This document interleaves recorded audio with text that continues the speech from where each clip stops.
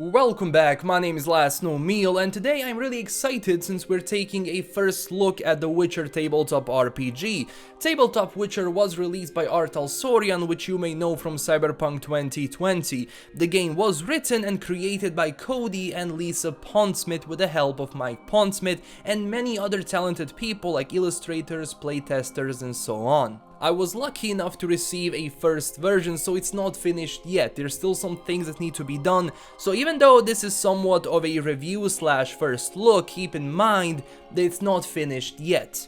If you don't know what tabletop RPG is, it's a form of role-playing game where participants describe their character's actions through speech, and then based on their skills and roles, they roll a dice to fulfill their action. The result of the dice can make or break the move depending on the number. For example, Dungeons and Dragons is one of those role-playing games. I mean, just imagine yourself in the world of The Witcher and roleplay. There's so many things you can do, it's insane. It's only limited to your imagination and of course the rules of the game. You also have a dungeon master which creates an adventure and shapes the story. The goal is it must be completed by other participants, aka the heroes.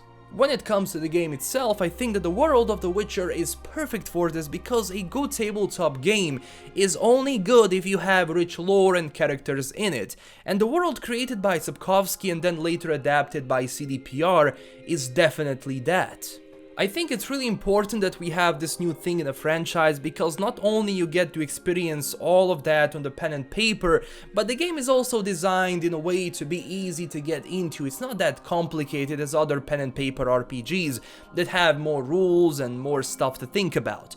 So it will attract more people that never played these type of games. For example, people that only play the Witcher games or read the books. Now, once you buy the Sourcebook, you have all the info you need in there. The book introduces you to the world, which is important, since if you want to craft an adventure, you need to know a thing or two about the history and the lore of the universe.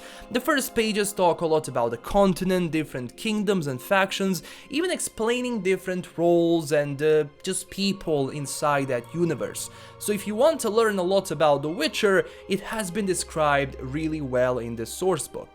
Next thing is also about the game itself. Witcher is using same but adapted system like Cyberpunk 2020. For example, it's using the Fusion generic role-playing game system, and you basically need that system in order to run the game. Even though everything is in your imagination, you still have to follow certain rules to play the game. But again, The Witcher is designed in a way to help beginners get into this genre of tabletop RPGs. For example, to play this, you only need two types of dice, a 10-sided and a 6-sided dice, which is amazing. All of you that play tabletop RPGs know what I mean by this. It makes the game simple to understand. Again, TTRPG in general is difficult to master, but I will leave you some informative videos to get you into this, since other people can explain the system better than me because of course they have more experience in tabletop, more than me.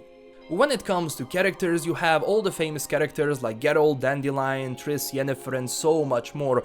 All of them have different skills and attributes and also a way of fighting.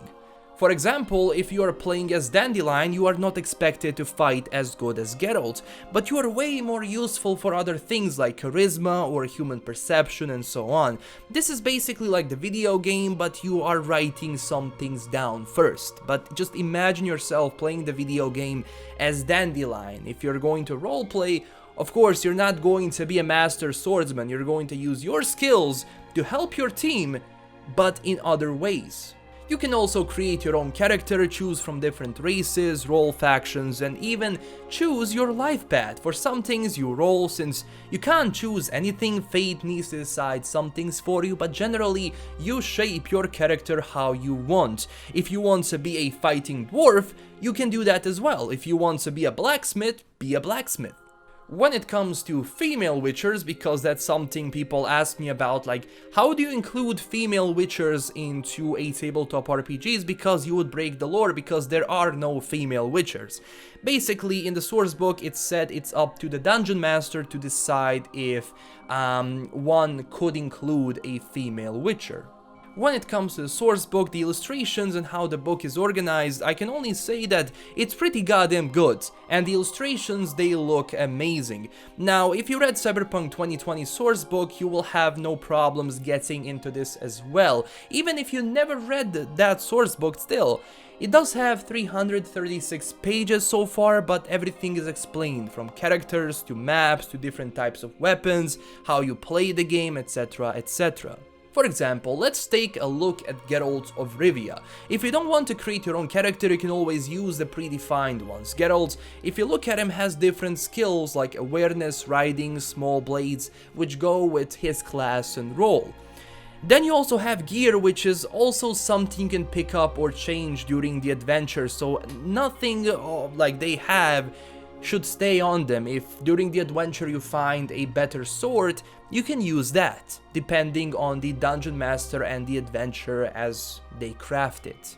Everyone that played video game RPGs already understand what all of this means. It's no different, trust me, it's just that here you're not limited to, let's say, video game mechanics and predefined story. It changes with every new adventure and new dungeon master. So basically what the game does for you, like calculate some stuff, calculates the critical hit, you have to do it by rolling the dice. So it takes a bit more time, but trust me, playing this with other people is amazing.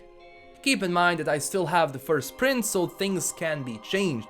You also have the Game Master Guide, so if you want to be a Game Master for this, you also have everything explained there. Look, I am not an expert on pen and paper RPGs. What I can tell as a beginner is that I have less trouble getting into this than, for example, other pen and paper RPGs.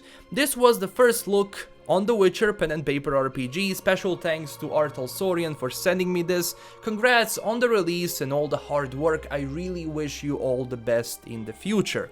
Of course, you can get this in physical and digital form.